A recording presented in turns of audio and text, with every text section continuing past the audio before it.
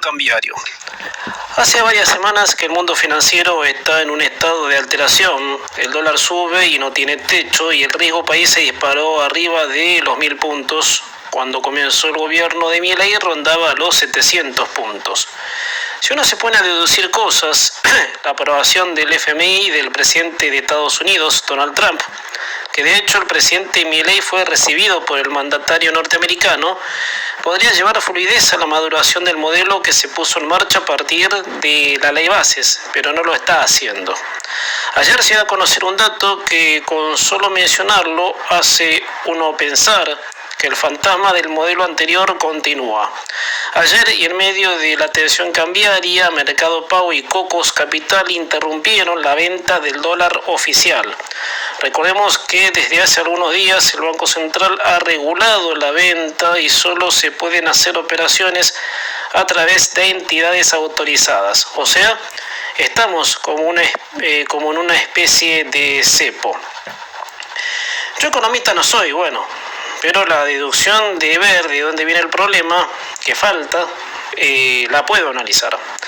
Ya son varios los vericuetos financieros que terminan dando como resultado una inestabilidad económica que se torna en un día a día de ver qué puede pasar. En el común cotidiano se piensa que este embrollo financiero se puede trasladar a precios, pero nada de eso ocurre hasta el momento que, si nos aproximamos a lo que sería una devaluación, pero hasta eso no se llegó. El gobierno ha cometido la torpeza de agregarle retenciones al sector agro, que el esquema alternativo duró 3 días porque el gobierno había logrado juntar los 7.000 millones de dólares que necesitaba y lo hizo porque muchos sectores, menos el cerealero, han liquidado divisas y es como que el plan se cumplió casi antes de tiempo. Y los enojos que hubo de sectores que no liquidaron se agarraron tal vez de que el actual esquema de retenciones es muy asfixiante. Igual, si el esquema de retenciones cero duraba hasta el 31 de octubre, de todos modos se volvía a ese esquema asfixiante.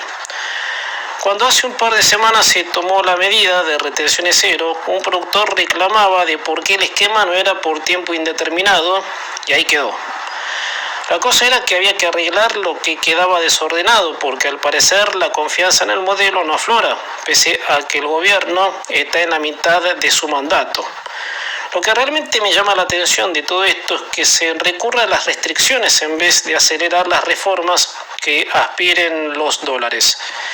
No estaría entendiendo por qué poner una traba en lugar de solucionar el problema de la falta de divisas, que ese es el problema. No quisiera concluir que el acercamiento con los Estados Unidos es puro ruido, porque no lo es.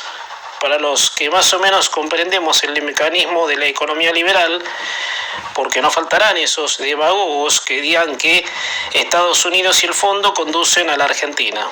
Y la gente se confunda.